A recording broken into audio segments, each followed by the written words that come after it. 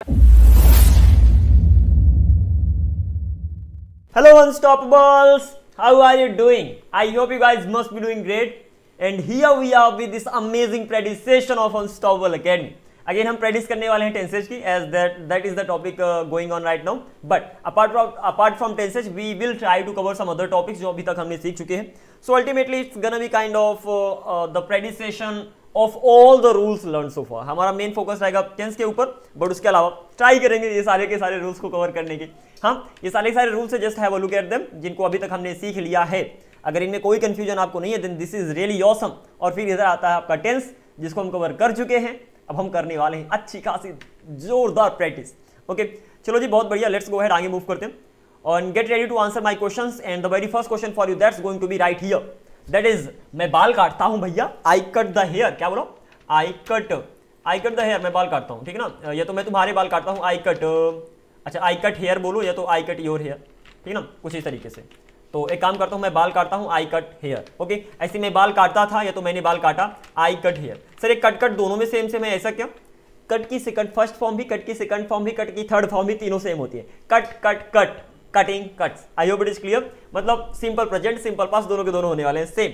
Okay, तो मैं बाल काटता हूं, आई कट हेयर. मैं बाल काटता था, आई कट हेयर. सर पता कैसे करेंगे? अरे डिपेंड करता है आपकी कन्वर्सेशन के ऊपर भैया. प्रेजेंट की बात कर रहे हो तो आई कट हेयर का मतलब मैं बाल काटता हूं, और अगर पास्ट की बात कर रहे हो तो आई कट हेयर मतलब मैं बाल काटता था या तो मैंने बाल काटा, कुछ इस तरीके से. मैं बाल काटूंगा, आई विल कट हेयर. बहुत ही सिंपल है. मैं बाल काट रहा हूं, I am cutting hair, I am cutting hair. ऐसे मैं बाल काट रहा था, I was cutting hair. Simple. मैं बाल काट रहा हूँ, I will be cutting hair. बहुत ही सिंपल है.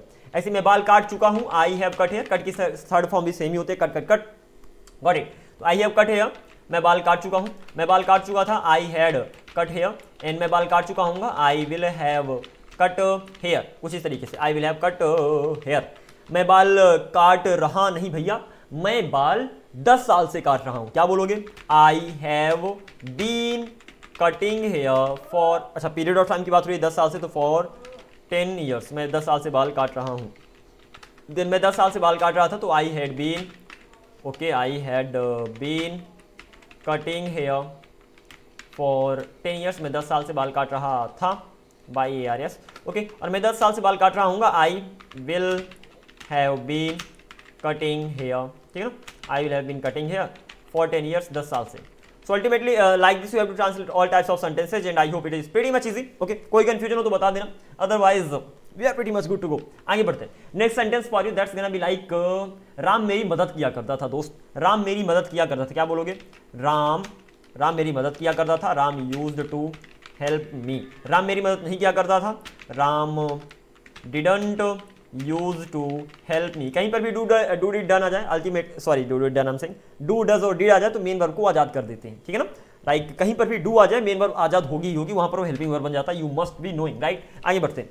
तो मैंने बोला दिस इज इट. और क्या सीखना है आपको? ओके, नेक्स्ट आगे मूव कर दे.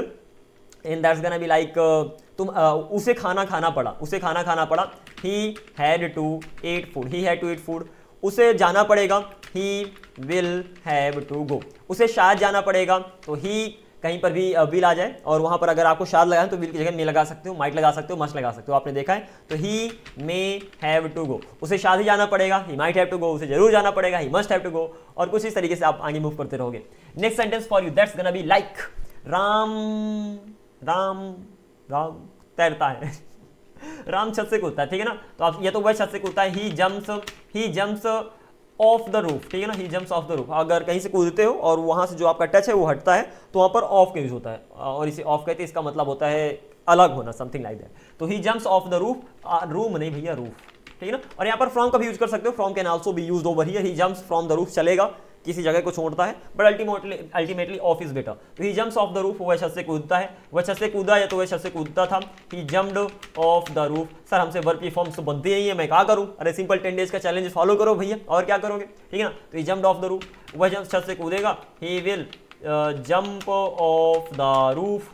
चलो बहुत बढ़िया. वह छत से कूद रहा है, he is jumping off the roof. वह छत से कूद रहा था, he was jumping off the roof. वह छत से कूद रहा होगा, he will be jumping off the roof. बहुत बढ़िया. वह छत से कूद चुका है, he has jumped off the roof. वह छत से कूद चुका था। He had jumped off the roof, वह छत से कूद चुका होगा।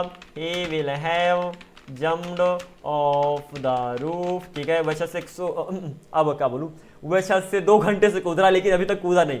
वह छत से 2 घंटे से कूद रहा, क्या बोलोगे? He has been, okay, he has been jumping off the roof 2 घंटे से फॉर 2 आवर्स, लेकिन अभी तक नहीं कूदा, अभी कूद जाना चाहिए था। वह 2 घंटे से छत से कूद रहा था। ही हैड बीन लग गया, वर्ब के साथ आईएनजी लगा दो तो he had been jumping off the roof. अरे रूम क्यों लिखा भैया, इतनी बड़ी गलती। हाँ, रूम से कैसे कूदेगा, रूफ से कूदेगा। तो he had been jumping off the roof for 2 hours, 2 घंटे से कूद रहा था और वह 2 घंटे से छत से कूद रहा होगा। He will have been, verb के साथ आईएनजी, जंपिंग बहुत ही सिंपल है भैया। He will have been jumping off the roof for 2 hours, कुछ इस तरीके से बनाओगे। वह खेलता है, क्या बोलोगे? ही प्लेज, वह खेलता है, वह मुझे खेलने देता है। ही लेट्स मी प्ले। कहीं पर भी किसी को कोई काम करने दोगे वहां पर मेन वर्ब लेट बन जाती है, ठीक है ना। किसी को कोई काम करने दे रहे हो, लेट लगा दो। कोई काम कर रहे हो, करते रहते हो, कीप लगा दो, ठीक है ना। तो ही लेट्स मी प्ले, वह मुझे खेलने देता है, यहाँ पर लेट वर्ब बन गई, ठीक है ना। मैंने बोला वह खेलता रहता है तो ही कीप्स प्लेइंग, वहां पर कीप मेन वर्ब बन जाएगी। तो ही कीप्स प्लेइंग, कीप के वर्ब में हमेशा वर्ब के साथ आईएनजी लगती है, ये तो अपने माइंड में रख लेना। अच्छे सुनो, कोई काम, किसी से कोई काम करने देते हो, लेट लगा दो। कोई काम करते रहते हो, कीप लगा दो। कोई काम शुरू करते हो, स्टार्ट लगा दो। कोई काम बंद करते हो, स्टॉप लगा दो। कोई काम करने का मजा लेते हो, इंजॉय लगा दो। कोई काम छोड़ देते हो, क्विट लगा दो, गिव अप लगा दो, ठीक है ना। और क्या, किसी से कोई काम करवाते हो, वहां पर मेक वर्ब की first form, get to verb की फर्स्ट फॉर्म और हैव वर्ब की फर्स्ट फॉर्म, या तो गेट प्लस वर्ब की third form, have plus verb की थर्ड फॉर्म। हाँ, ये सारा का सारा आप लगा सकते हो। I hope it is clear. पहले सारे के सारे रूल्स को आप पढ़ चुके हैं, so I hope it must be easy. Otherwise अभी हम सेंटेंस तो बनाने ही वाले हैं, बहुत सारी प्रैक्टिस करेंगे। नेक्स्ट सेंटेंस मैंने बोला बंदर, एक बंदर मेरे पीछे पड़ा हुआ है, या तो एक बंदर मेरे पीछे दौड़ता है, ठीक है ना। एक बंदर मेरे पीछे दौड़ता है तो क्या बोलोगे? अ मंकी रन्स, मतलब होता है दौड़ना, तो अ मंकी रन्स, एक बंदर दौड़ता है मेरे पीछे, आफ्टर मी, आफ्टर मतलब होता है पीछे। आई होप इट इज क्लियर है, भूल मत जाना। प्रीपोजिशन में हमने पढ़ा था लेसन 3 यूरो में, ऐसे कुछ में था, हमने पढ़ लिया, ठीक है ना। तो a monkey runs after me, देखो आफ्टर का मतलब बाद में भी होता है, आफ्टर का मतलब पीछे पड़ना भी होता है। तो अगर कोई आपके पीछे पड़ा हुआ है वहां पर आफ्टर लगाने का, और अगर आप पीछे पड़े हुए हो तो वहां पर भी आफ्टर लगाने का। तो आफ्टर मतलब के पीछे पड़ना। हाँ ठीक है, तो लाइक एक कुत्ता मेरे पीछे पड़ा हुआ है, a dog is after me. एक कुत्ता मेरे पीछे दौड़ रहा है, a dog is running after me. Similarly एक मंकी मेरे पीछे दौड़ता है, a monkey runs after me, लेकिन यहाँ पर मैंने मनी रख दिया, दैट इज रियली ऑफन। तो यहाँ पर इसे मंकी बनाओ तो a monkey runs after me. एक मंकी मेरे पीछे दौड़ता था तो एक मंकी मेरे पीछे दौड़ा, तो अ मंकी रन, ठीक है ना। वर्ब की फॉर्म्स 10 डेज का चैलेंज फॉलो करो। A monkey rain after me, एक बंदर मेरे पीछे दौड़ेगा, अ मंकी, अरे रे इतनी बड़ी गलती। A monkey will, now be serious, a monkey will run after me. एक मंकी मेरे पीछे दौड़ रहा है, a monkey is running after me. एक बंदर मेरे पीछे दौड़ रहा था, a monkey was running after me. एक बंदर मेरे पीछे दौड़ रहा होगा, a monkey will be running after me. Okay, एक बंदर मेरे पीछे दौड़ चुका है, a monkey has run after, plural के पास प्लूरल को भेजो, सिंगुलर के पास सिंगुलर को भेजो। Is that clear? रन होता है, वर्ब की थर्ड फॉर्म भी रन ही होती है। तो monkey has run after me, एक बंदर मेरे पीछे दौड़ चुका था, तो ही a monkey had run after me. एक बंदर मेरे पीछे दौड़ चुका होगा, a monkey will have run after me. एक बंदर सुबह से मेरे पीछे दौड़ रहा है, a monkey has been running after me, सुबह से, सिंस द मॉर्निंग, ठीक है ना। अ monkey has been running after me since morning, कुछ भी बोलो, YMOR सिंस मॉर्निंग। एक बंदे मेरे पीछे सुबह से दौड़ रहा था, तो a monkey had been running after me since morning, कुछ इस तरीके से। और एक मंकी मेरे पीछे सुबह से दौड़ रहा होगा, क्या बोलोगे? A monkey will have been running after me since morning. Okay, तो कुछ इस तरीके से एग्जैक्टली सेंटेंस को ट्रांसलेट करने वाले हो। I hope you got the point. अगर मैं बोलूं कि राम प्रैक्टिस करते रहता है, कोई काम करते रहता है, मेन वर्ब क्या लगेगी? मेन वर्ब लगेगी कीप, की वर्ब में जो वर्ब आएगी वहां पर आईएनजी लगाओगे। तो एक मेरा दोस्त प्रैक्टिस करते रहता है तो क्या बोलोगे? माई फ्रेंड कीप्स प्रैक्टिसिंग, ठीक है ना। My friend keeps practising. कहीं पर भी अगर कोई काम करते रहते हो वहां पर ऑफकोर्स कीप प्लस वर्ब के साथ आईएनजी लगाओगे। तो माई फ्रेंड कीप्स प्रैक्टिसिंग, ठीक है ना। वह मुझे दौड़ने देता है, क्या बोलोगे? ही लेट्स मी रन, वह मुझे दौड़ने देता है। मैं तुम्हें खेलने देता हूँ, मैं तुम्हें खेलने देता हूँ, आई लेट यू प्ले। तो अल्टीमेटली कुछ इस तरीके से सेंटेंस को बनाने वाले हूँ, प्रीटी मच इजी पीजी। आगे मूव करते हैं, one more question for you and that's gonna be like, तुम बर्तन धुलते हो, ठीक है ना, तो यू, ठीक है ना, चलो लेते हैं इसे, लेते हैं। What the thing I have done over here, just a sec. हाँ, you do the dishes. Sir यहाँ पर डू द डिशेस मतलब क्या होता है? अच्छा, डू द डिशेस मतलब होता है बर्तन धुलना, ठीक है ना, माइंड में रखना। डू डिडंट डूइंग डज इसकी फॉर्म्स हो गई।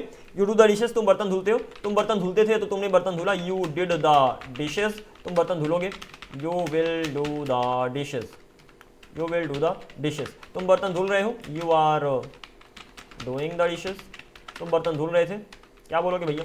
यू वो ना, अरे बाबा, you were doing the dishes. हाँ, you were doing the dishes, तुम बर्तन धुल रहे होगे, you will be doing the dishes, तुम बर्तन धुल चुके हो, you have done the dishes, तुम बर्तन धुल चुके थे, you had done the dishes, तुम बर्तन धुल चुके होगे, यू विल हैव डन, अरे ना, डन, अरे ना डन द डिशेस, तुम बर्तन धुल, अरे अब कब से टाइम लगाओ, टाइम लगाया जाए, तुम लंबे समय से बर्तन धुल रहे हो यार, क्या बात करते हो? यू हैव बीन, लंबे समय से पीरियड ऑफ टाइम है क्योंकि स्टार्टिंग पता नहीं है तो फॉर लगाओगे, और लंबे समय को लॉन्ग टाइम बोलते हो, तो you have been doing the dishes for, अरे फॉर नहीं लिखना, फॉर अ लॉन्ग टाइम, तुम लंबे समय से टीवी सॉरी बर्तन धुल रहे थे, you had been doing the dishes for a long time, तुम लंबे समय से बर्तन धुल रहे होगे, you will have been doing the dishes for a long time. अच्छा, यहाँ पर फॉर अ लॉन्ग बस बोल दो चलेगा, ठीक है ना, मतलब चाहे फॉर अ लॉन्ग टाइम बोलो चाहे सिंपल फॉर अ लॉन्ग बोल दो, मतलब ये भी ऑप्शन सिंपल बोल दो, फॉर अ लॉन्ग, तो for a long time, for a long दोनों को मतलब सेम ही है। तो अगेन मैं यहाँ पर अच्छे से लिख देता हूँ ताकि आप कंफ्यूज ना हो और अच्छे से इंग्लिश सीखें, समझ गए? हाँ, मेहनत करना भैया घर पे। Just by watching the video can't really learn English, but you really need to practise hard, ठीक है ना, प्रैक्टिस करना पड़ेगा सर जी, आ जाएगा, आसान है। चलो नेक्स्ट आगे मूव करते हैं। मैंने बोला तुम कपड़े धुलते हो, अरे बहुत बढ़िया, सिंपल सी बात, तुम कपड़े धुलते हो, you wash the clothes, you wash the clothes.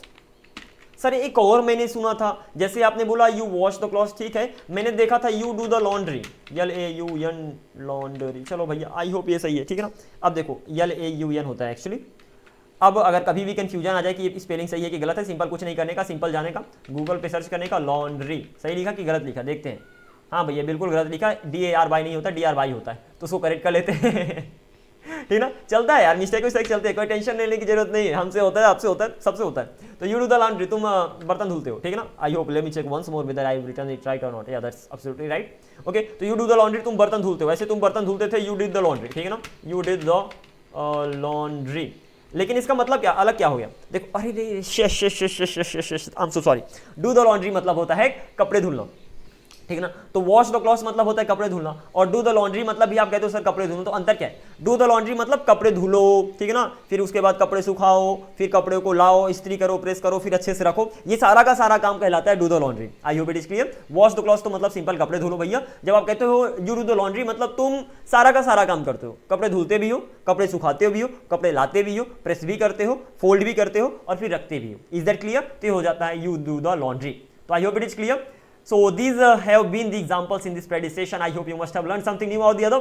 Still अगर कोई confusion है तो आप बता सकते हो comment section पे।